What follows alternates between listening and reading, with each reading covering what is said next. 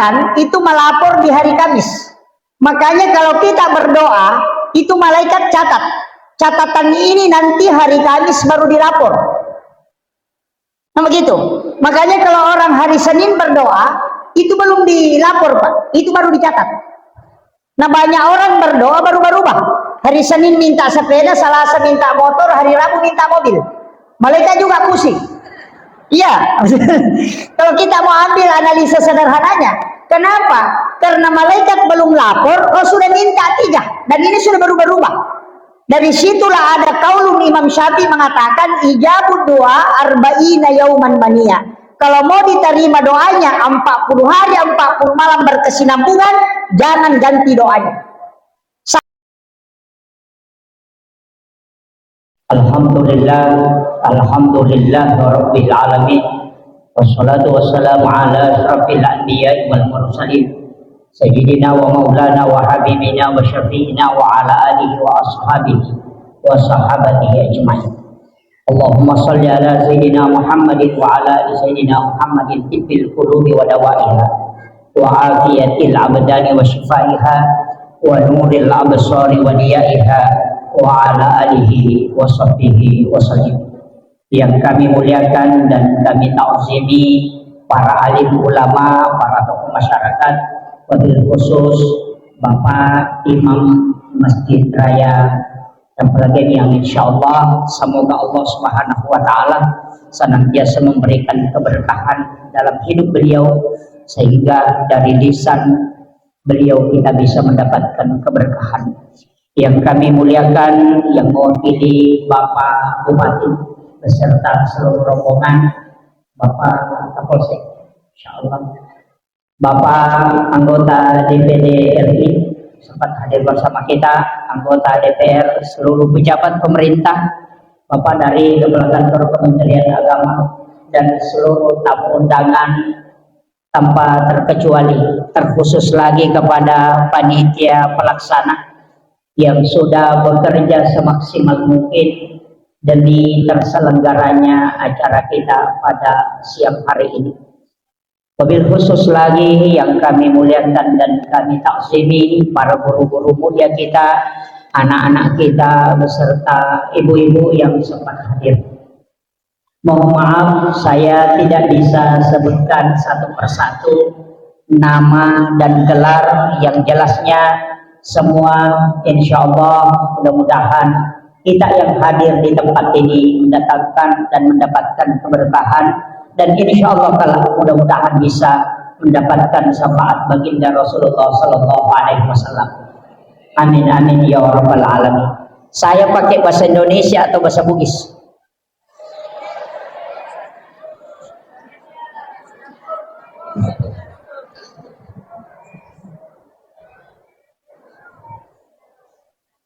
Dicampur bahasa Bugis bahasa Indonesia ya.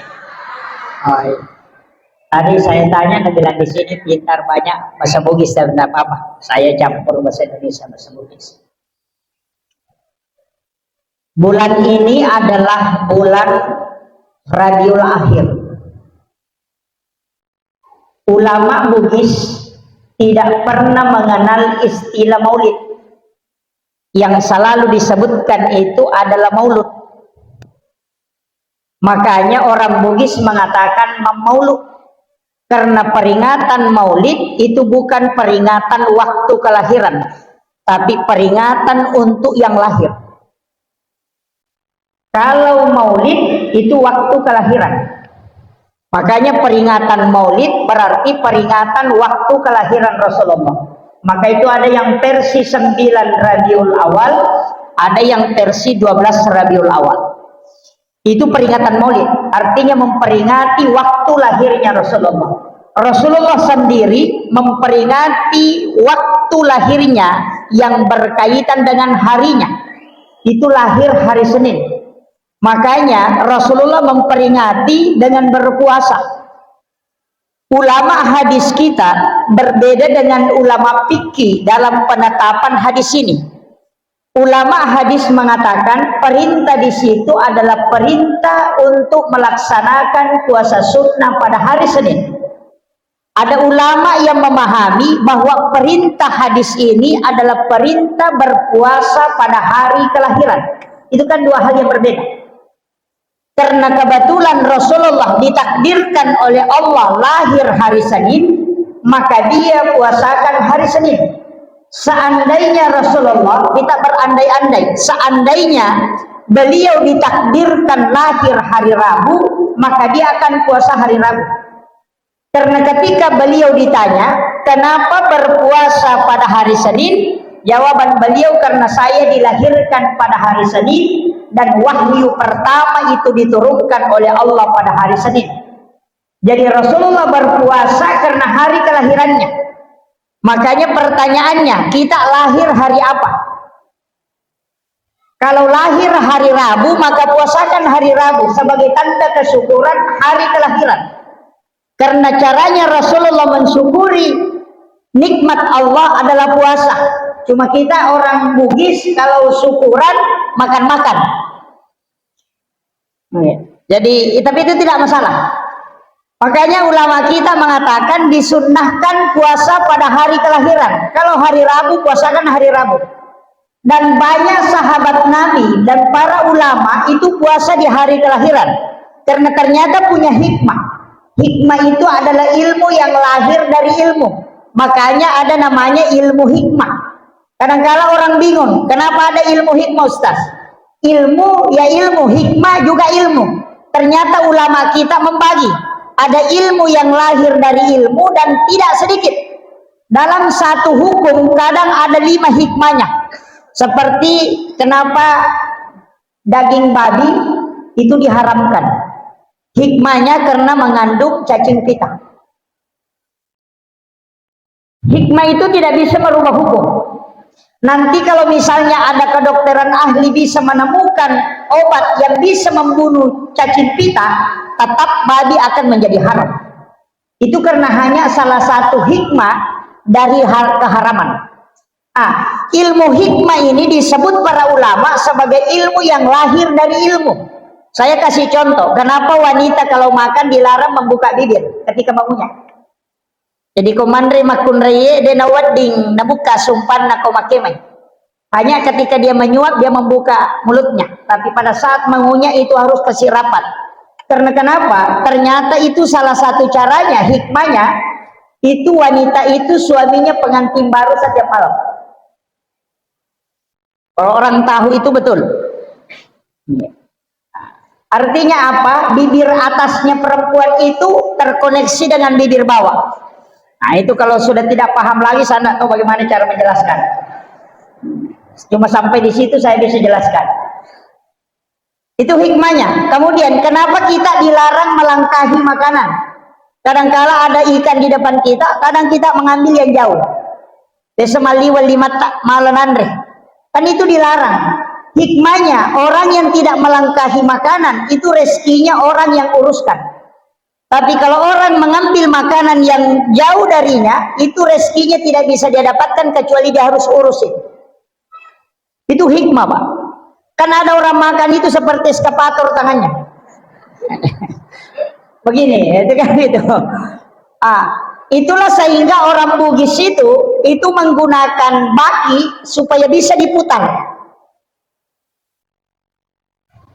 Sebenarnya ilmu ini kan terbagi, Pak. Makanya ulama-ulama dulu kalau ilmu hikmah larangannya tidak pakai haram. Pasti istilah yang dia pakai adalah pamali. Larangan untuk ilmu hikmah itu disebut pamali. Larangan untuk ilmu fikih itu adalah haram. Jadi kalau ada istilah pamali pasti itu ilmu hikmah. Tidak masuk ke hukum. Nah, ini penting saya luruskan dulu karena sudah mulai banyak sekarang yang menyalahkan itu. Ulama dulu kita itu hebat. Tidak pernah langsung menyalahkan. Saya menelusuri beberapa penjelasan ulama dan bertanya ke beberapa ulama sepuh yang masih saya bisa dapat. Itu luar biasa, Pak. Termasuk baca-baca. Orang Bugis itu kental dengan baca-baca termasuk doa-doa. Yang bisa menyembuhkan tulang yang patah itu bisa disambung kembali tanpa menggunakan obat medis. Itu ada. tulang yang retak itu bisa dia sambung kembali hanya dengan menyiram air putih. Itu bisa. Ulama dulu melihat itu, tapi ulama kita mengatakan kalau saya ganti baca-bacanya, dikhawatirkan kalau baca-baca ini tidak jadi. Kan begitu. Nanti ulamanya disalahkan.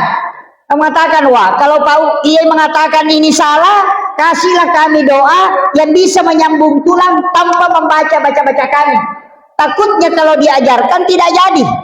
Sehingga untuk melanggengkan doa ini, karena doa itu diterima oleh Allah, maka dia Islamkan. Dia kasih basmalah di depannya, baru dia kasih akhirnya barakah doa la ilaha illallah kum fayakun. Sehingga itu menjadi Islam. Itu hebatnya ulama dulu. Jadi dia tidak mengganti, tapi dia membungkusnya, mengawali dengan basmalah, menutup dengan kalimat la barakah doa la ilaha illallah kum fayakun. Itu caranya mengislamkan baca-baca.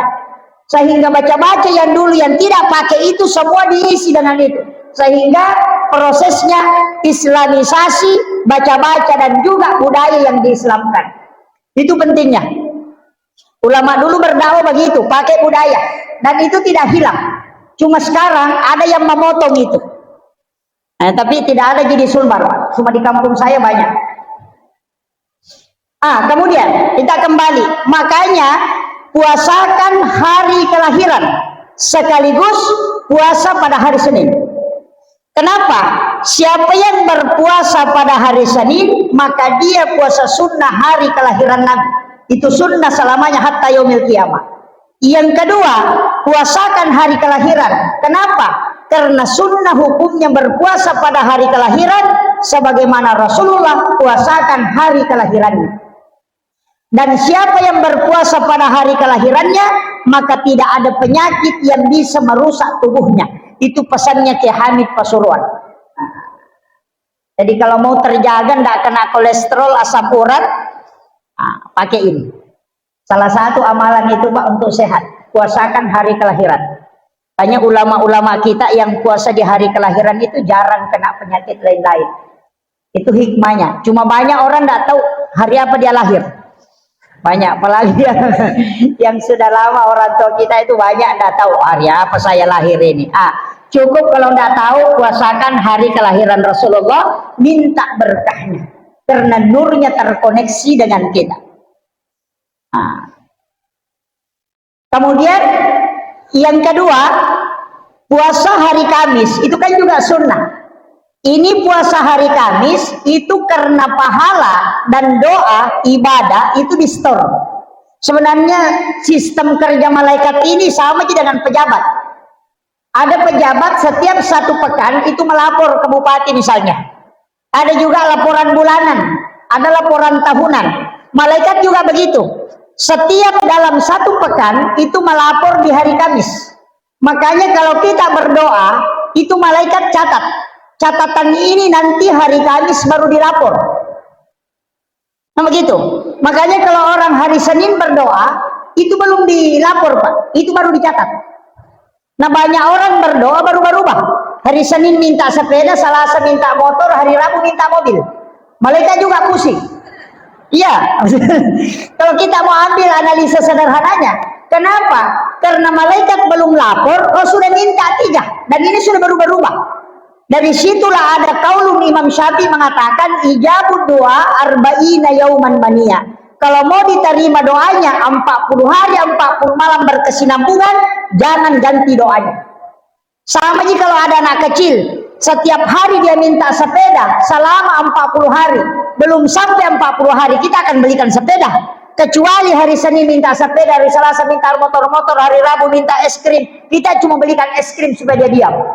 Begitu juga seketika kita berdoa, jangan ganti doanya. Dari situlah ada ulama menganjurkan mengikuti imam selama 40 hari berjamaah, jangan terputus, karena doanya imam tidak pernah berubah. Di situ kuncinya. Jadi kita pelajari saja agama seperti itu Pak, gampang, tidak susah. Cuma kadang ustaznya bikin susah. Iya. Yang kedua, kadang-kadang juga saya mengatakan agama itu Pak sebenarnya jalur masuk surga itu sangat mudah. Nabi itu sudah kasih kita jalur paling gampang. Cuma kadang ustaznya bikin takut-takut terus. Makanya mungkin saya salah satu penceramah dari sekian banyak penceramah, itu selalu membuka jalur bahwa rahmat Allah itu besar. Kenapa Rasulullah disebut dengan rahmatan lil alamin, kemudian Allah disebut dengan Rabbul alamin? Itu dua hal yang berbeda, Pak, tapi intinya sama. Rabbul alamin, Rabbnya seluruh alam, sedangkan Nabi adalah rahmatan lil alamin. Karena Rasulullah itu semua benda makhluk bersalawat kepadanya. Makanya sebenarnya tempat kita ini juga terkoneksi langsung dengan Rasulullah. Itu terkoneksi. Kenapa? Tidak ada tempat tanah yang ditempati bangun masjid itu tidak terkoneksi langsung dengan Rasulullah, karena dalam satu risalah bahwasannya air yang dipakai memandikan Rasulullah itu kan air dari sumur Gars. Kalau ada yang naik umrah, silahkan datang ke sumur Gars. Kalau di Madinah itu 20 rial itu naik mobil ke sana, ambil air sumur Gars, karena Rasulullah sebelum wafat itu punya wasiat, nanti kalau saya meninggal, air yang kau gunakan untuk memandikan aku, ambil air dari sumur Gars. Nah, jadi bukan air Sam-Sam. Banyak di antara kita itu kalau meninggal dimandikan campur dengan air Sam-Sam. Rasulullah enggak. Dia minta air sumur Gars. Dan dimandikanlah Rasulullah ketika wafat dengan air sumur Gars, dan airnya itu tidak jatuh ke tanah. Setiap disiramkan ke Rasulullah, itu air itu justru berputar naik ke atas. Dan itu tidak jatuh ke tanah. Apa yang terjadi Bapak Ibu sekalian? Air itu naik ke langit. Nanti hujan pertama setelah Rasulullah wafat, air itu turun mengikuti rintik-rintik hujan yang hujan di seluruh bumi. Dan di mana ada menetes air mandi Rasulullah satu tetes, maka di situ akan dibangun masjid satu. Dan tidak akan terjadi kiamat kecuali semua tempat tetesan air mandi Rasulullah itu sudah terbangun masjid. Makanya masjid itu terkoneksi langsung. Makanya kalau ada orang mengatakan sholat di rumah dengan di masjid sama saja, itu enggak. Kalau sholatnya sama-sama benar, tapi kalau koneksinya itu beda. Ini penting saya dulu nukan, karena ada yang menganggap bahwa rumah dengan masjid sama. Ini yang anukan. Makanya kalau ada rezeki umrah atau haji, datanglah ke sumur Gars, ambil air walaupun hanya satu botol kecil. Nanti kalau ada yang meninggal, ambil air itu kemudian siramkan, campurkan dengan air yang dipakai memandikan jenazah.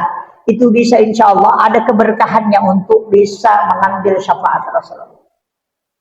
Itu berkahnya. Cuma agak susah. Kemarin yang kasih tahu saya itu yang salah satu jamaah, bilang, Pak Ustaz, saya antri itu kurang lebih 3 jam baru bisa tembus mengambil. Itu agak berat. Cuma jamaah haji Indonesia kayaknya kurang ke sana.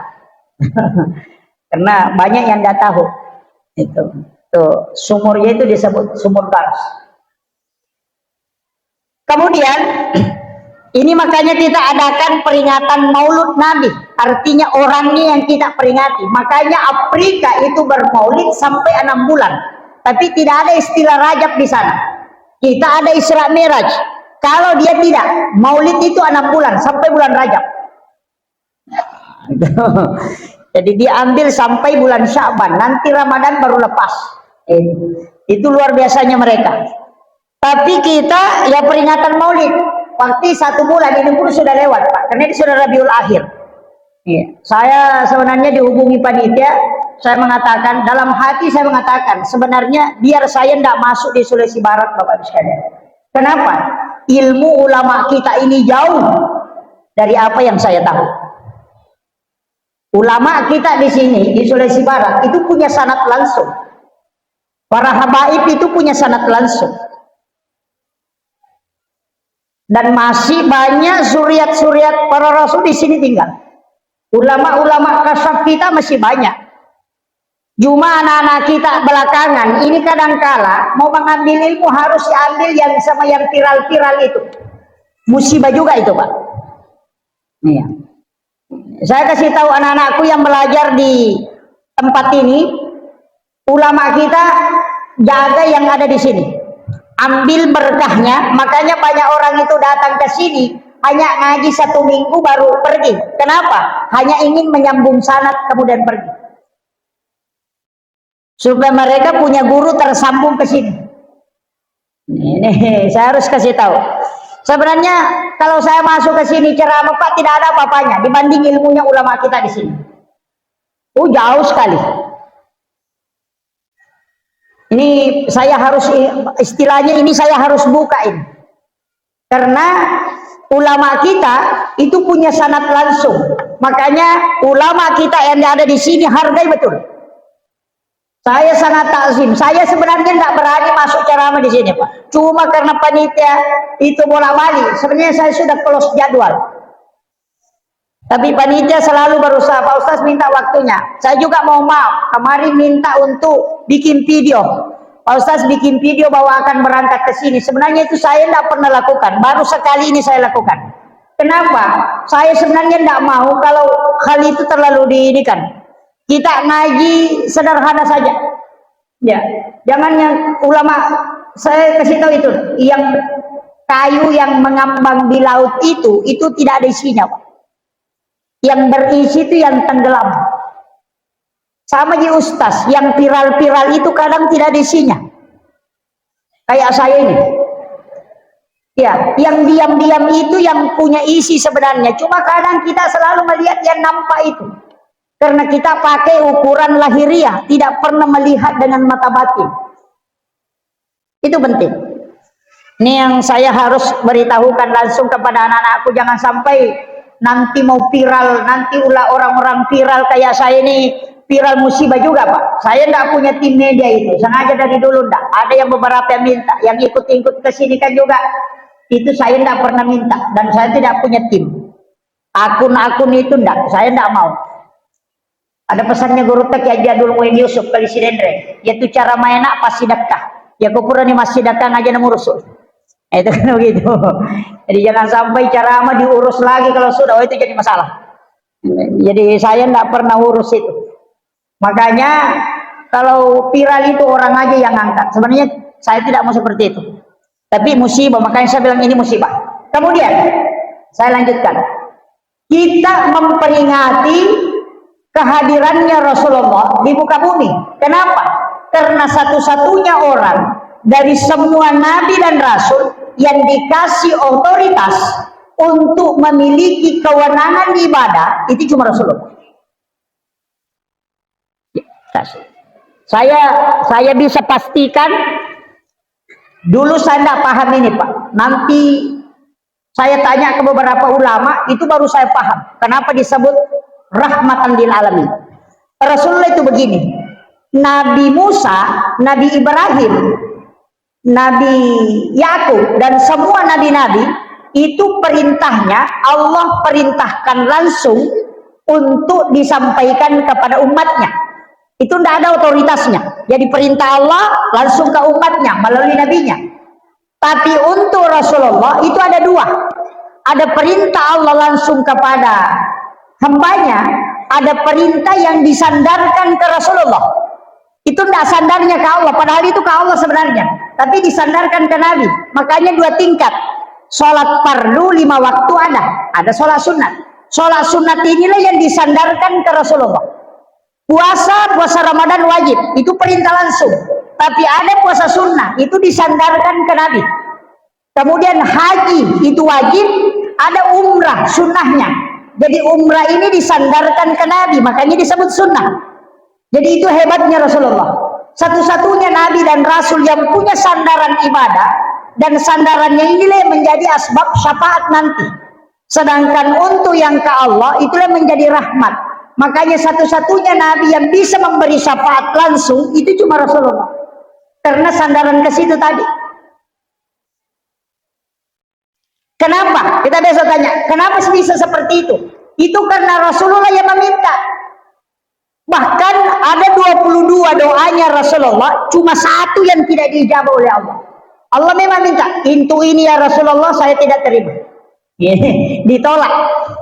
Ada 22 itu, 21 diterima Pak. Apa doanya? Dia minta, ya Allah pendekkan umurnya umat. Jangan panjang. Nabi Daud itu 900 tahun lebih, 930. Ada umatnya yang tembus sampai 1000 tahun. Rasulullah tidak minta itu. Yang dia minta, likulli sain hasabi wa hasabi ummati baina sitina wa sabain. Antara 60-70 tahun. Kenapa? Nabi sudah hitung. Kalau dia berdosa, tidak lama berdosa. Itu sudah hitungannya.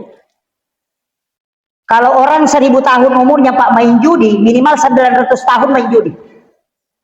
Iya, betul. Jadi kalau Rasulullah hitung-hitung, kalau umatku dia melakukan dosa, itu tidak lama. Makanya hisabnya juga tidak lama. Itu juga peluangnya, dia meminta bonus. Makanya dia katakan, ya Allah, ketika umatku melakukan kebaikan, maka lipat gandakan. Tapi ketika dia melakukan dosa, cukup satu yang kau tulis, itu pun kalau dia tidak bertobat. Dan itu dikabulkan, Pak.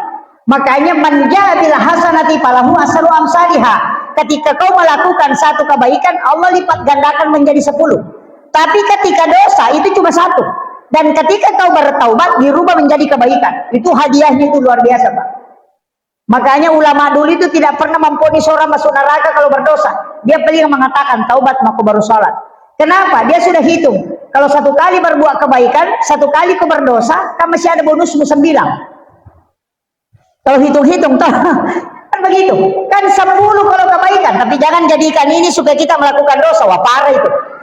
Ini hanya jalur supaya kita betul-betul bahwa Rasulullah memang adalah rahmat untuk kita. Ini yang harus kita pahami. Jadi Nabi itu sudah minta lipat gandakan. Bahkan ada pahala yang tidak terbatas. Nanti kiamat baru berhenti itu. Seperti membangun masjid. Itu kan amal jariah. Mengalirkan air seperti sumur bor yang dipakai orang. Jadi selama masjid ini kalau ada batu tak menempel di sini, ada semen, ada pasir, maka itu jalan terus pahalanya. Dari situlah Nabi pukul rata, membana masjid dan fi dunya lillahi ta'ala banallahu lahu baitan fil jannah. Siapa yang membangun masjid di dunia karena Allah, pasti dibangunkan istana di dalam surga. Orang tidak sholat Pak, tetap ada rumahnya di surga. Kalau ada orang di sini dekat pon masjid sini, rajin nyumbang ke masjid tapi tidak sholat, tetap dibangunkan istana. Karena itu sudah dijanji, cuma dia tidak masuk. Iyalah, dijanji aja dibuatkan itu kan. Jangan langsung mengatakan, wah biar kalau sudah menyumbang sudah masuk surga. Enggak, cuma janjinya kalau bangun masjid dibangunkan istana di sana. Nabi tidak katakan dijamin masuk surga. Enggak. Makanya lihat ujungnya hadis. Sama itu yang saya sampaikan Pak, beberapa kali saya sampaikan. Sogok menyogok itu tidak berdosa.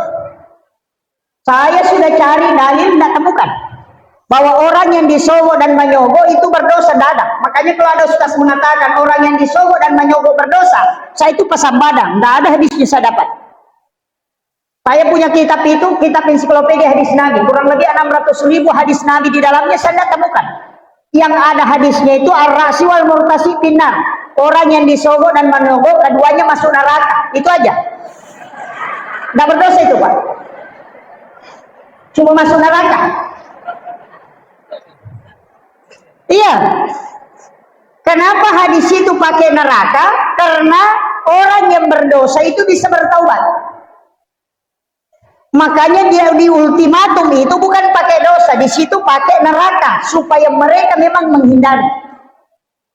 Iya, kalau orang berdosa kan bisa bertobat, sholat sunat tobat selesai. Tapi kalau ujungnya langsung disebut neraka itu langsung punya kapling. Kan begitu. Makanya kita harus lihat juga konteksnya Pak. Makanya saya tuh kalau mengatakan berdosa Pak Ustaz orang sogok enggak berdosa, cuma masuk neraka. Itu. Tapi tidak ada di sini deh. Caleg-caleg itu Pak mestinya juga bagi-bagi sedekah. Iya, bersedekahlah. Tapi jangan menyogok. Itu beda. Agama membolehkan sedekah, tapi melarang sogok menyogok. Sama-sama pemberian. Cuma kalau satu pakai ultimatum, berarti itu sudah sogok. Tapi kalau satu tidak pakai ultimatum, hanya minta didoakan. Mestinya hari Jumat itu cari orang miskin di kampung kita 7 orang, sedekahi dia. Kemudian minta dia mendoakan kita. Beritahu saja, ini sedikit ada rezeki saya berikan kepada kita.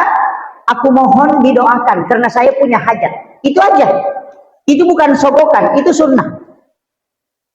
Cuma masalahnya kalau bawakan sembako baru bikin gambar, baru bawa, Pak ini sembako, ini nomor saya, coblos nanti. Oh itu sogok itu Pak. Jadi masalah itu. Bukankah ada orang yang datang kepada Rasulullah karena sudah puluhan tahun sudahnya menikah, itu tidak punya keturunan, sehingga dia minta nasihat kepada Rasulullah, apa yang kami harus lakukan supaya bisa dapat keturunan? Agar Nabi minta, carilah 7 orang miskin di hari Jumat kau sedekahi, dan mintalah dia mendoakan kamu, karena 7 orang miskin yang berdoa itu mengalahkan 40 orang alim. Itu wasiat Rasulullah. Dan itu bisa menembus pintu langit. Makanya caleg-caleg itu cari orang miskin Pak. Tahu kasiasi tasapa aja na tahu perri. Ya, si salah. Ya kau tahu kasiasi dia memang toga gagagana. Ya kau tahu perri angka motoro na melo imang oto. Ayo tu makai dah. Ina tu 5 kibo surat katarang kurang mampu. Penuh kantor desa. Mak bula walot terima bantuan. Oh itu semua itu. Tahu perri ni itu 5 dareking. Tidak ada di sini di. Alhamdulillah. Jangan tersinggung ibu. Iya. Iya, si salah tahu perri si tahu kasih sih. Ya kau tahu perri tahu madareke nih itu. Mega gagana tapi itu merasa miskin. Iya, bahkan ada orang lebih miskin di bawahnya tapi dia merasa lebih miskin. Tahu perri itu. Dia natu dia napa aja madareke. Enggak berhenti itu setiap hari mengeluh. Itu tahu perri itu. Dia tahu nak perlu ya le bantu asih tahu atau mak itu. Tak perlu. Makanya kalau di sampel lagi yang ini cari saja orang miskin. Banyak itu yang tidak minta-minta. Tapi betul-betul sangat susah kehidupannya kita lihat. Bantu dia karena doanya itu bisa menembus pintu langit. Itu. Hanya orang-orang kadang datang itu. Jadi punyalah amalan khusus. Karena sedekah itu Pak ada tingkatannya. Saya dulu ngaji tasawuf. Itu sedekah ada 5 tingkatannya. Ada hadis itu dau mardakum bis sedekah, obati penyakitmu dengan sedekah. Oh kadang orang sedekah lewat celengan, isi celengan baru berdoa sembuh. Ulama saya beritahu saya, oh bukan itu nak. Kalau punya penyakit dokter sudah angkat tangan, ada sedekah yang bisa langsung itu. Bagaimana caranya? Itu sedekah tingkatan pertama. Kalau ada orang minta sumbangan, kasih kunci tempat uang. Itu.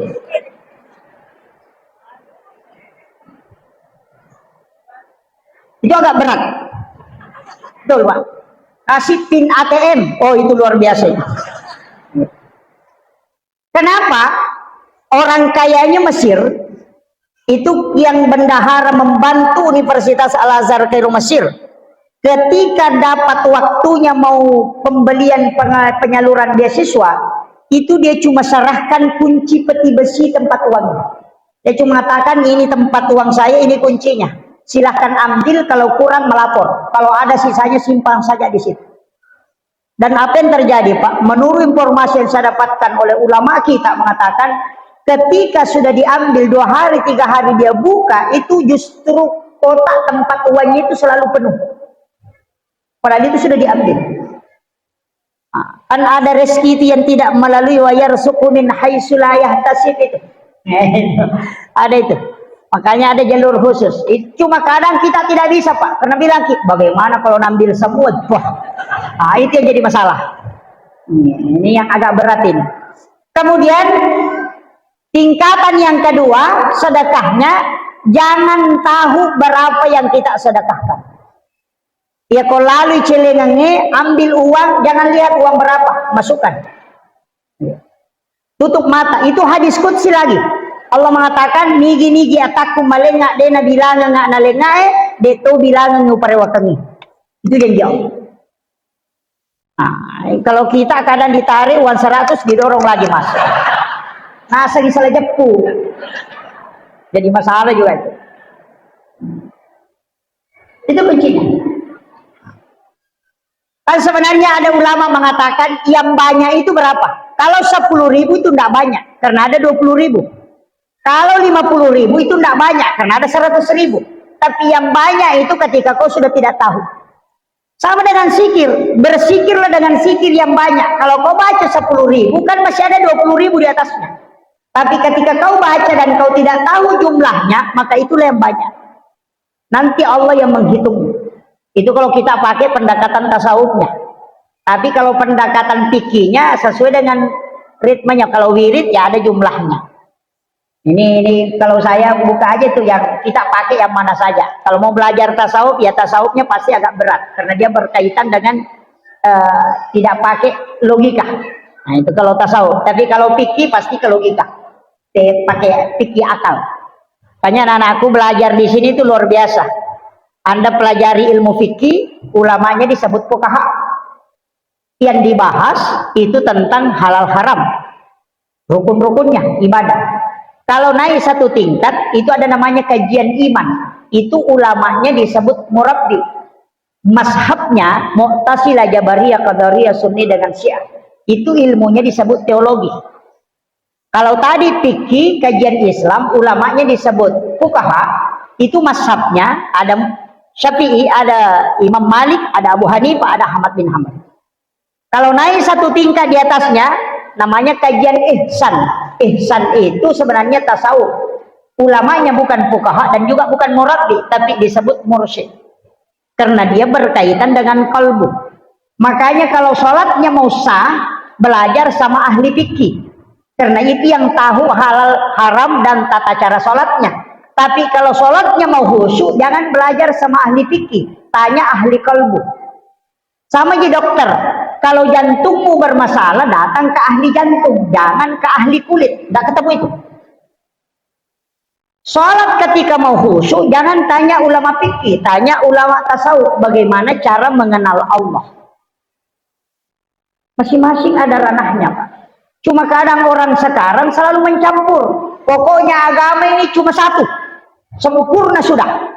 Baru dia belajar fikih, baru mau khusyuk, makanya dia Allahu Akbar. Nggak bisa. Bagaimanapun caranya Allahu Akbar, nggak bisa. Kenapa? Karena dia pakai gerakan untuk mau khusyuk, itu nggak bisa. Yang mengingat itu kan di sini. Bahkan saya pernah dikasih tahu, nah kalau kau cari Allah, itu pasti kau capek.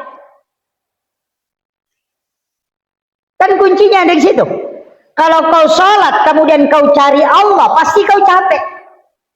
Caranya tidak capek, gampang. Kau yakin dilihat oleh Allah, selesai. Itu aja.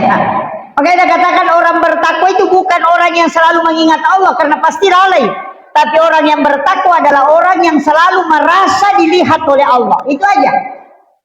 Makanya antabudallah ka'annaka tarahu fa illam takun tarahu fa innahu yaraka. Sembahlah Tuhanmu seakan-akan kau melihat. Itu kan yang pertama. Fa illam takun tarahu, jika tidak bisa, yakin saja fa innahu yaraka. Dia melihat aku, selesai. Dia melihat aku takbir, dia melihat aku ruku, dia melihat aku sujud, selesai. Itu yang paling gampang. Kita berjalan, Allah melihat aku berjalan, selesai. Kenapa? Wa huwa ma'akum aina ma kuntum. Dia selalu bersamamu dimanapun engkau berada.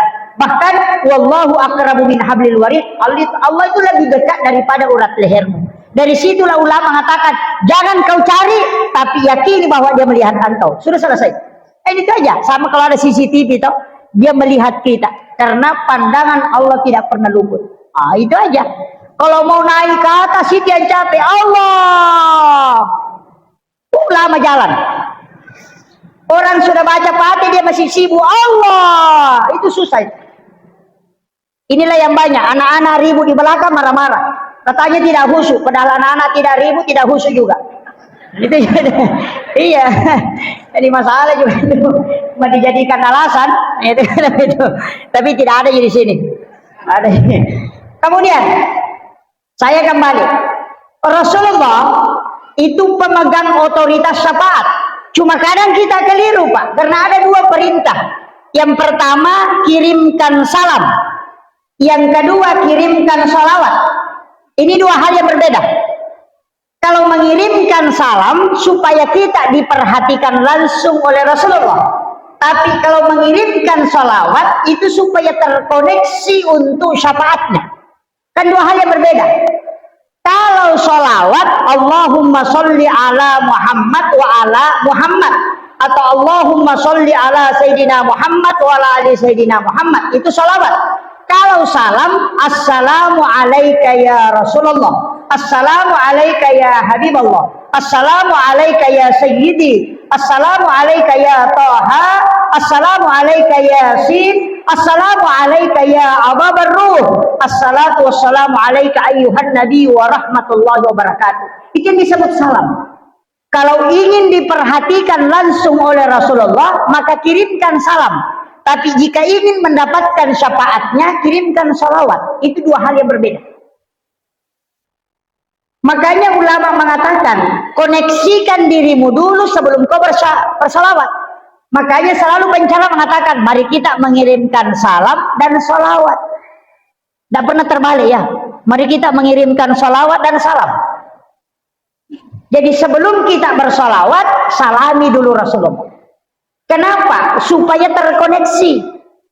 Karena Rasulullah mengatakan, siapa yang mengirimkan salam kepadaku, maka pasti aku menjawabnya. Dari situ ulama tasawuf mengatakan, ketika mengirimkan salam kepada Rasulullah, kasih jeda.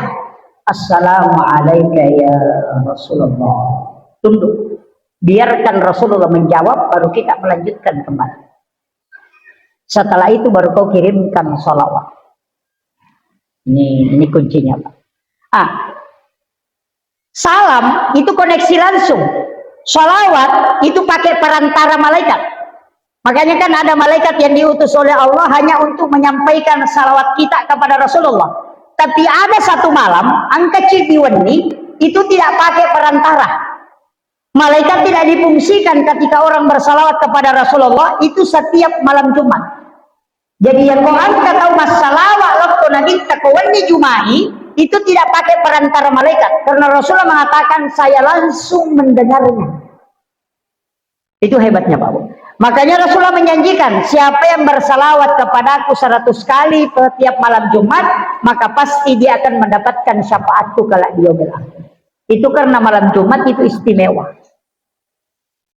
Jadi kalau mau dapat syafaat, sebenarnya syafaat itu ada beberapa. Yang pertama, mimpi ketemu Rasulullah. Kalau mau dapat syafaat.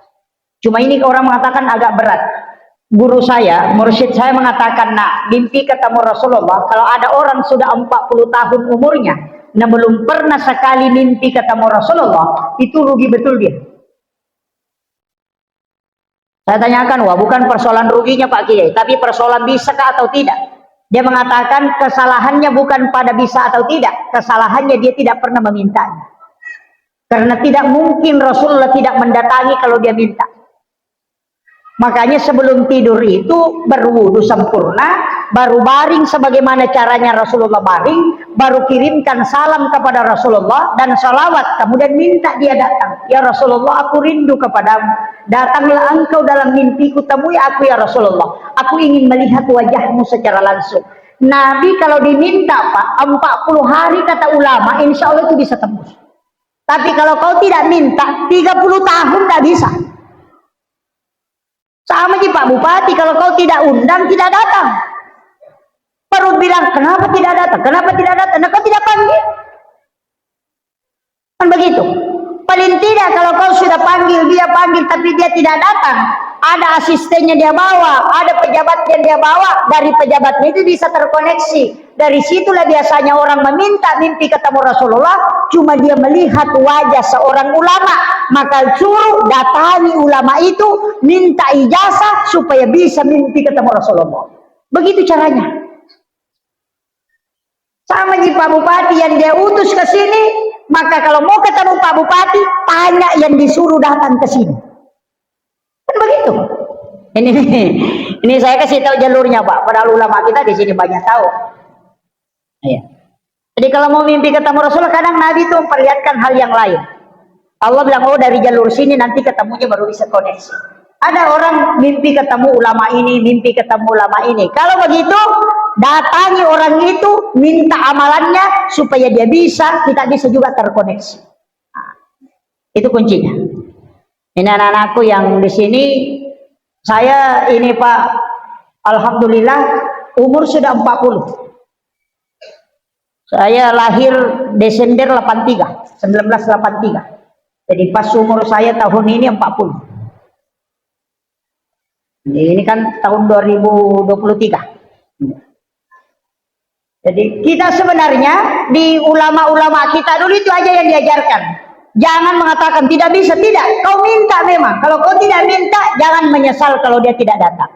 Nah, itu makanya kalau mau tidur berwudu, kemudian kita meminta salami Rasulullah, kirimkan salam kepada Rasulullah, kirimkan sholawat, setelah itu minta dia datang. Insya Allah Rasul akan mendatangi kita karena dia mendengarkan langsung. Ketika kita salami, dia dengarkan langsung dan dia menjawabnya.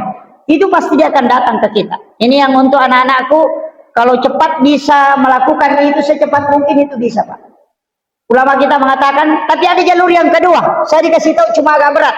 Kalau mau mimpi ketemu Rasulullah, biar tidak kirim salawat, ada, jangan marah selama 40 hari. Iya. Aja tama cai, aja tama susah 40 sona 40 wanina. Ini agak berat. Ia mega tahu pak 40 ke 40 macam sesuatu. Kenapa? Orang yang bisa menjaga emosinya itu akan berdering telinga kanannya, berdengung itu.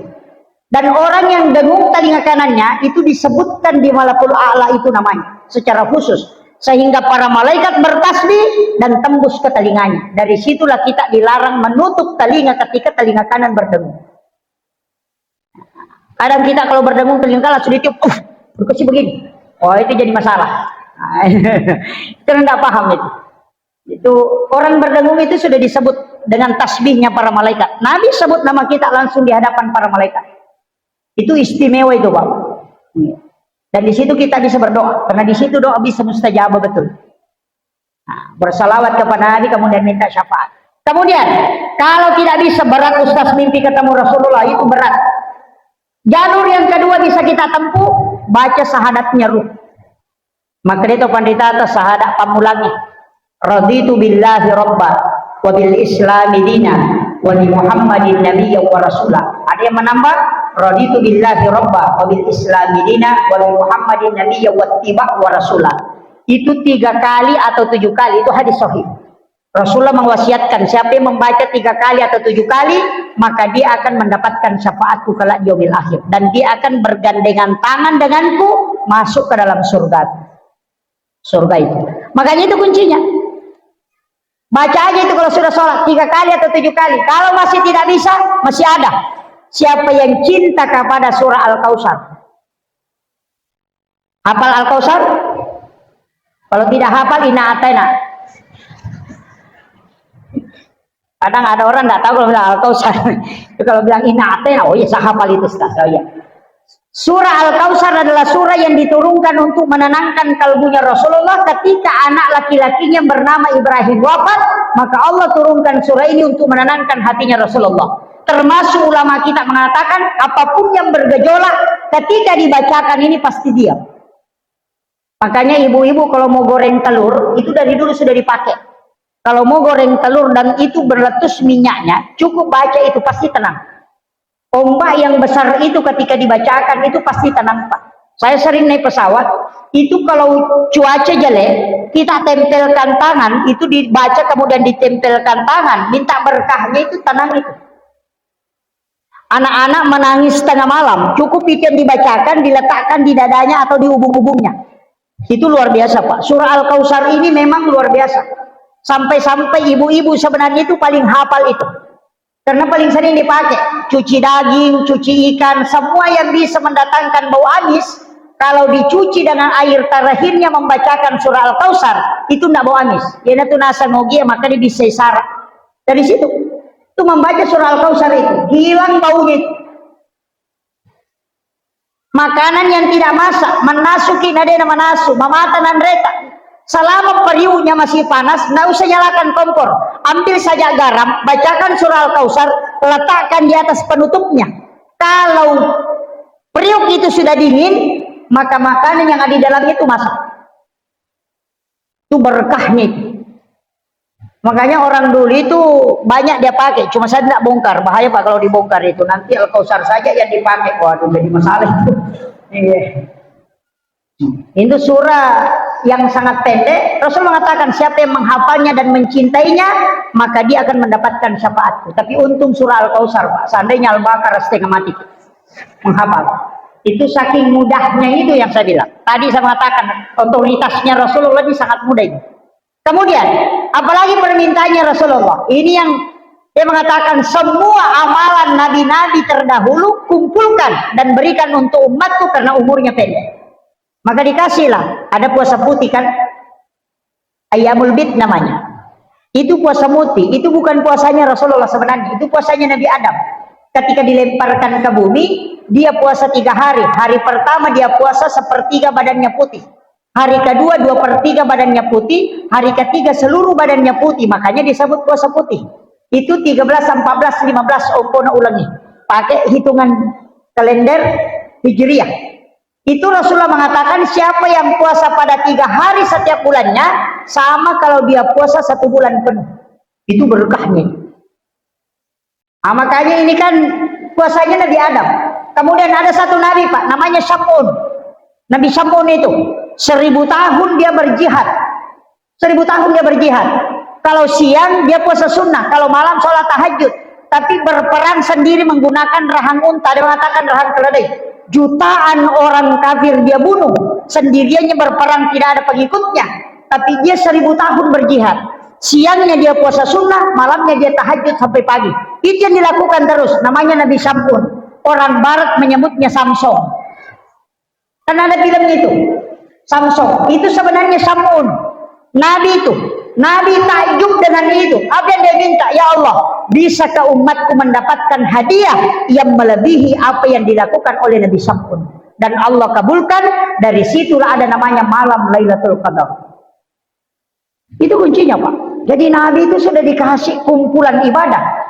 Makanya ada beberapa sholat sunat, ada beberapa itu kalau diamalkan itu luar biasa. Karena umur kita kan pendek. Nah, amalkan itu. Perbanyak ibadah. Bahkan Nabi kan minta haji diperintahkan kepada nabi-nabi sebelum Nabi Ibrahim diperintahkan. Nabi minta kalau haji 1 kali di 1 tahun. Nah, sholat di Masjidil Haram dan di Masjid Nabawi itu jauh daripada di masjid kita di sini. Tidak bisa sama. Nabi minta kalau haji ya Allah, berarti 1 kali saja dia berangkat 1 tahun. Kasih kesempatan umatku bisa berangkat kapanpun tanpa melalui haji itu. Maka diberikanlah dia pahala ibadah umrah. Makanya umrah disebut sunnah, hajinya itu wajib. Itu karena hadiah pahalanya yang ditunggu Rasulullah. Ini makanya saya bilang kalau kita tidak ambil itu kelewatan betul. Yang punya uang Pak, silahkan berangkat umrah kalau tidak bisa berangkat haji. Kalau Sidrap itu mendaftar haji umum, sekarang dia daftar itu 38 tahun baru bisa berangkat. Jadi kalau anak TK didaftar, nanti S2 baru bisa berangkat. Iya. Itu kalau mengikuti jadwal itu. Iya. Jadi makanya umrah saja, tapi yang sering berangkat umrah kurang-kurangi. Biar 1 kali saja 1 tahun, tidak usah bolak-balik setiap bulan berangkat. Jangan. Yang banyak uangnya, jangan selalu pakai naik umrah kalau sudah berangkat. Umrahkan orang. Kalau tidak mengumrahkan orang, ada kuncinya. Bangun pondok-pondok khusus yang bisa untuk tahfizul Quran dan baca kitab. Itu pahalanya tidak terputus sampai yaumil kiamat. Tapi kalau naik umrah, kalau umrahnya diterima, alhamdulillah. Kalau tidak, angkat tangan. Apalagi umrah sekarang banyak yang selfie-selfie. Tawaf baru selfie. Kita tawaf dulu deh. Tolong di like dan share. Itu jadi masalah. Tawaf itu kan sholat sunatul masjid. Kalau di Makkah, di Masjidil Haram tidak ada sholat sunatul masjid, yang ada tawaf. Kenapa 7 putaran? Karena 7 anggota sujud, 2 tangan, 1 kepala, 2 lutut, 2 kaki. Sa'i juga 7. Kenapa 7 itu koneksi semua? Langit 7 lapis, tanah 7 susun. Tawaf itu 7 putaran, sa'i 7 putaran, 7 hari kelahiran suruh akikah, 7 tahun itu suruh sholat. Itu koneksi semua. 14 tahun kemudian tambah 7 lagi 21 suruh menikah. Kalau dia tidak menikah sampai 28, nanti 29 itu sampai 38 baru bisa menikah. Hanya kalau ada orang tidak menikah sampai umur 28, nanti 30 lebih baru mau menikah. Nanti mendekati 40 baru mau menikah. Makanya yang sudah menikah itu di umur 40 mau menikah lagi tuh. Jadi jangan heran Bu kalau suaminya 40 mau menikah lagi, itu memang muncul lagi tuh. Nah, itu. Ini saya kasih tahu ibu-ibu ya, jaga suami tak baik-baik. Dulu itu orang cuma curi sandal, curi emas. Sekarang ada pencuri suami. Iya. Iya, Megan itu pengalakai makokoan. Utamanya rojanda TikTok Enggak ada. Iya, yang selalu goyang-goyang begini. Aku pengen dimanja. Itu yang bahaya itu. Masuk ke dalam kamar, pakai celana pendek, pakai baju pendek, baru mutar-mutar, goyang-goyang kayak ular. Itu yang bahaya. Itu yang bikin error otaknya laki-laki. Hanya jaga baik-baik suami. Ada doanya itu. Bismillahi ala nafsi wa mali wa ahli. Dibaca 7 kali kalau maghrib, 7 kali kalau subuh. Insya Allah Rasulullah mengajarkan. Baca 7 kali supaya keluargamu aman. Itu aja. Bismillahi ala nafsi wa mali wa ahli. Hafal ya? Alhamdulillah kalau sudah hafal. Itu pendek sekali. Bismillahi ala nafsi wa mali wa ahli. Serahkan kepada Allah dan Rasulnya. Kemudian, saya yang kasih tahu begini. Jalur masuk surga itu kan ada syafaat. Syafaat itu terbagi. Ada syafaat karena Al-Quran, ada syafaat karena Rasulullah. Rasulullah pun terbagi. Ada syafaat umum, ada syafaat khusus. Ada syafaat dari anak perempuan. Rasulullah mengatakan, siapa yang meninggalkan 2 anak perempuan ahli ibadah, ibu bapaknya tidak disentuh api neraka. Oh, itu syafaat.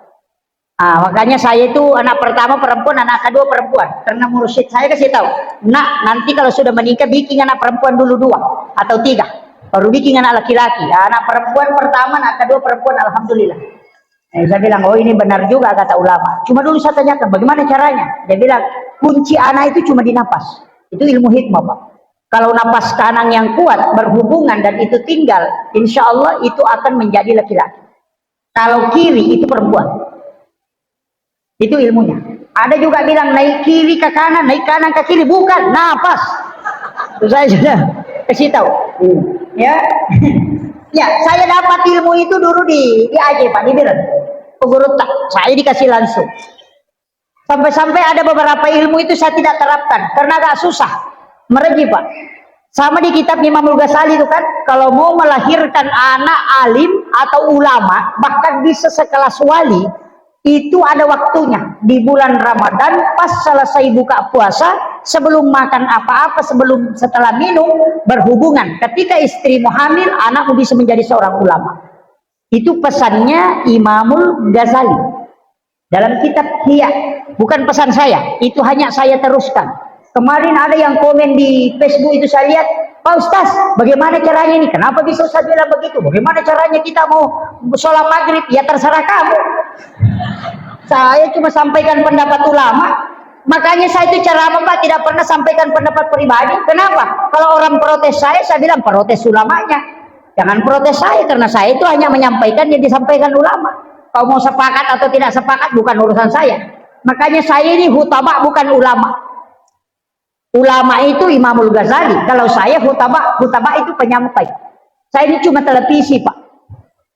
Iya, kalau ngomong Syafi'i begini, saya sampaikan ini pendapat Syafi'i. Ngomong Imam Malik begini, saya sampaikan ini pendapat Imam Malik. Nanti kalau diprotes dari kemudian sama malaikat, kenapa bilang begitu? Saya bilang, itu Imam Syafi'i bilang, pergi tanya Imam Syafi'i sana, jangan tanya saya. Itu aman saya itu Pak. Iya, kalau saya keluarkan pendapat, menurut saya, oh pasti disuruh tuh duduk di sini dulu, kemudian diadili dulu. Jangan dulu langsung masuk, kau harus diadili. Makanya masuk surga itu bisa melalui syafaat para ulama. Makanya saya itu bertengger di mana? Bertawassul ke Hadratus Syekh Hasyim Asy'ari, karena dia adalah wali Allah. Kalau nanti kelompoknya Hadratus Syekh dipanggil, bisa ikut situ nebeng. Ada yang dari Sulawesi Barat sini, yang di Campalagian ini, kita bertengger ke ulama kita. Ada Kiai Haji Muhammad Tahir di Malapio, itu wali yang waliullah yang sangat masyhur, dan itu diakui hampir seluruh dunia. Kenapa? Karena dia punya makam yang sangat tinggi. Guru itu bertengger ke situ, bertawassul ke situ, karena ada jalurnya ke situ. Karena kalau kita mau masuk surga pakai amal kita, oh tidak bisa Pak, sholatnya cuma 5 menit, itu pun kejeli-jeli kepalanya bagi Allah. Bagaimana? Sholat 5 menit, gosipnya setengah jam, bangkru itu 25 menit Pak. Tidak bisa. Ya, makanya ulama dari dulu selalu bertawassul, menyambung ke sini jambung. Kenapa? Sama di listrik, karena kita tidak punya listrik sendiri, gandengkan sama listrik yang ada, tempel ke situ, cantol di situ supaya kita bisa terkoneksi, karena ada orang masuk surga itu karena syafaat para ulama. Maka ziarahilah dan datangilah semua ulama yang kita kenal, karena boleh jadi di antara mereka ada salah satu yang menggandeng tanganmu masuk ke dalam surga. Itu wasiat Suriat Datuk Kalambayang ketika saya berziarah dengan beliau. Dia wasiatkan, anakku, dimanapun kau berada, kalau ada makam para ulama atau ulama itu masih hidup, datangi dia, minta dia mendoakan kamu, karena tidak tahu, boleh jadi salah satu di antara mereka ada yang menggandeng tanganmu kalau untuk masuk ke dalam surga. Oh, itu luar biasa, Pak. Saya itu enggak, kalau masuk ke ini, oh ini ada ulama, sini ada makam, saya singgah. Cuma kadang kita keliru kalau ke makam, kita bertawassut, minta langsung, jangan. Doakan ulama itu, setelah itu berdoa, ya Allah, berikan aku keberkahan, berikan anak-anak dan keturunanku keberkahan sebagaimana berkah yang kau berikan kepada ulama ini. Itu namanya tawassul. Jangan bilang, oh penganu, angka kami yang capo mukure Pak Boti, aja mau kina, aja mula saya capo nih monri ya, nuna ya, wah, naperkenalkan semua. Bukan begitu Pak, bukan. Datangi, doakan, baru minta kepada Allah keberkahan. Dalilnya mana? Ihdinas siratal mustaqim, siratal ladzina an'amta 'alaihim. Di situ bukan siratal Nabi, bukan siratal Rasul, tapi siratal ladzina an'amta 'alaihim. Jalannya orang-orang yang kau beri nikmat. Guru Kiai Muhammad Tahir Iman Latif diberikan nikmat karamah. Itu yang kita minta. Berikan aku, anak-anakku dan keturunanku. Jangan bilang anakku, anak terlalu pendek, nanti cucunya nakal. Makanya kalau berdoa pakai doanya para nabi, anak-anak dan keturunanku. Nah, itu dapat semua ke bawah. Ini anak-anakku saya ajarkan ini, karena banyak orang tua kita dulu salah, sudah kasih menikah anaknya, datang ke kuburan langsung teriak, ini menantu barumu, lihat ibu mukanya, jangan bikin sakit ya, jangan kasih jati kalau naik motor. Waduh, tuh nenek-nenek jangan bisa begitu. Padahal kita disuruh siara untuk mengambil berkah supaya anak kita nanti lahir itu bisa mengikuti jejaknya ulama. Nah, itu kuncinya. Makanya kalau nanti ada sudah menikah di sini, langsung datang ke kuburannya Guru Teh Malam. Di sini ada makam ulama kita. Ini tidak jauh, cukup kirimkan doa, bertawassul, kemudian minta kepada Allah, berikan aku keberkahan, anak-anakku kelak. Makanya pengantin baru disuruh siara kubur sebelum berhubungan. Nah, itu tadi kalau mau jadi ulama anaknya, caranya berhubungan di bulan Ramadan, pas selesai buka puasa, sebelum makan apa-apa, baru sudah minum air putih, berhubungan. Tapi susah Pak, karena menjelang maghrib. Itu tidak boleh lama. Kalau bisa, itu bisa melahirkan ulama di situ. Itu kata Imamul Ghazali, saya hanya sampaikan. Kalau tidak bisa pakai yang kedua, sesudah sholat duhur, itu bagus sekali. Itu pesannya guru Profesor Dr. Quraisy Shihab kepada Profesor Dr. Arifuddin ketika pengantin baru. Berhubungan sesudah sholat duhur, itu anakmu akan cinta agama. Itu ada hadisnya Rasulullah, tapi isyarat. Ketika engkau ingin masuk ke dalam kamar ibu bapakmu di siang hari, ketuk pintunya. Kenapa siang disebut? Itu ada isyarat untuk orang tua. Kenapa bukan malam? Itu syaratnya. Yang kedua, kalau tidak bisa ketiga, sebelum dan sesudah sholat subuh, itu juga bagus. Supaya anak itu cerdas. Tapi ada pesan, jangan berhubungan ketika ngantuk sekali, anaknya pasti lambat bicara. Betul Pak?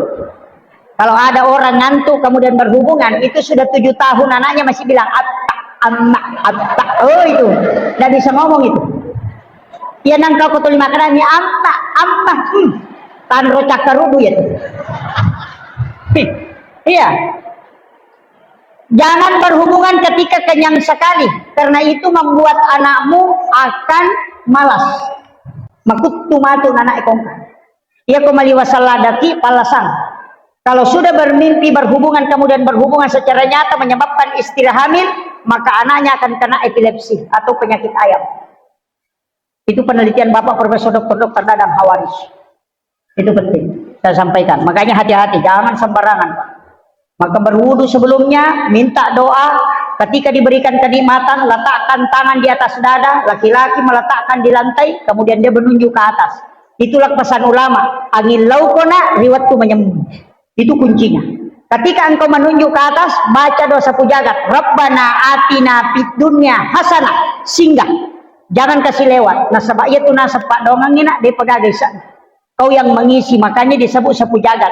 Rabbana atina fid dunya hasanah. Dicengagan nalino macinai liserini. Makanya disebut sapu jagat.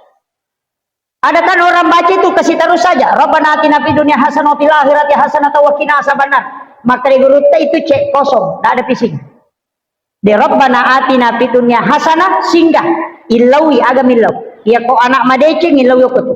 Ya kau bupati minta di situ. Parampo aku mati itu ilau. Saya kasih tahu memang. Ya natunang ka maka dokpi tangana di wakibua, ukpi pak disanang wakibua, komiti jabatannya wakibua itu semua istilah orang ulama kita. Napa ini tanana maka dalam cito pandrita matu. Mabicu kopi. Kenapa? Karena di situ dia bisa kenal. Ini yang saya kasih tahu. Ini rahasia Pak. Ngaji tasawuf lama itu tidak dikasih. Ya, alhamdulillah, saya kira ini yang penting saya sampaikan Pak. Ini sudah 1 jam lebih, hampir 1 jam setengah saya ceramah. Ya, saya masih punya acara di Pinrang, jadi saya mohon maaf. Terakhir penutup, kode gaga tu lemala cerama aku pamula nalatu capana, yaitu naci dital. Sebenarnya Rasulullah itu yang paling pertama adalah nur.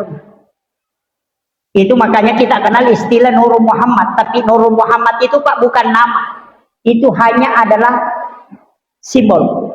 Karena Nurul Muhammad itu namanya adalah Ahmad. Ahmad itu yang memancarkan cahaya, disebutlah Nurul Muhammad. Kenapa dia Ahmad? Karena dia melekat semua. Ahmad itu kan sholat juga. Berdiri huruf alif, ruku huruf ha, sujud huruf mim, duduk huruf dal. Makanya tulisannya Ahmad. Jasad kita kan juga dari 4 unsur. Api, angin, air, tanah. Api simbolnya berdiri, angin simbolnya ruku, air simbolnya sujud, tanah simbolnya duduk. Makanya tulisannya juga adalah Ahmad. Dari situlah sehingga mengatakan likulli syai'in min nuri Muhammad. Segala sesuatu itu dari nurnya Muhammad. Karena nur Muhammad itu nama aslinya adalah Ahmad. Cuma dia punya pancaran, disebutlah dia Nurul Muhammad. Setiap pancarannya itu masuk ke semua benda. Jadi ada masuk ke telur, masuk ke ini, masuk semua, termasuk ke diri kita, masuk disebutlah rahasia. Sikirnya adalah Allah. Di tubuh kita kan ada jasad, ada ruh, ada rahasia, ada napas. Ada 4 yang kita zikir itu. Aja nasikiri na cidini, apa nalengi pengalat Allah pandremana ngeropai. Itulah sehingga ada mengatakan sikir watakale, sikiri na napasae, sikiri na rahasia, kemudian sikirnya ruh. Makanya ada 4 karena memang kita dikasih 4. Saya tidak terlalu membahas jauh itu, tapi intinya Nur Muhammad salawatnya disebut salawat Jibril, makanya dipakai sallallahu ala Muhammad. Itu bentuknya fi'il madhi, bukan fi'il mudhari. Yang fi'il mudhari Allahumma sholli, yang fi'il madhinya sallallahu. Kenapa? Karena sebelum jasadnya Nabi Rasulullah diciptakan, ruhnya sudah diciptakan. Sehingga ruhnya yang disolawati, nurnya ini disebutlah salawat bentuk fi'il madhi. Karena belum ada jasadnya, dia sudah disolawati. Salawat kepada nurnya disebut salawat Jibril. Pakai sallallahu ala Muhammad. Makanya pakai itu. Makanya kalau mahalul qiyam kita pakai sallallahu ala Muhammad. Itu karena nurnya hadir. Bagaimana caranya menghadirkan? Gampang. Karena terkoneksi langsung. Semua benda di situ dia ada nurnya. Sama aja dengan video call, koneksikan langsung muncul. Sama gitu Pak. Nggak jauh beda. Ulama kita dulu paham video call itu sebelum ada video call. Cuma nak belakangan itu video call tapi dia tidak tahu hakikatnya. Akhirul kalam, wallahu muwaffiq ila aqwamit thoriq. Assalamualaikum warahmatullahi wabarakatuh.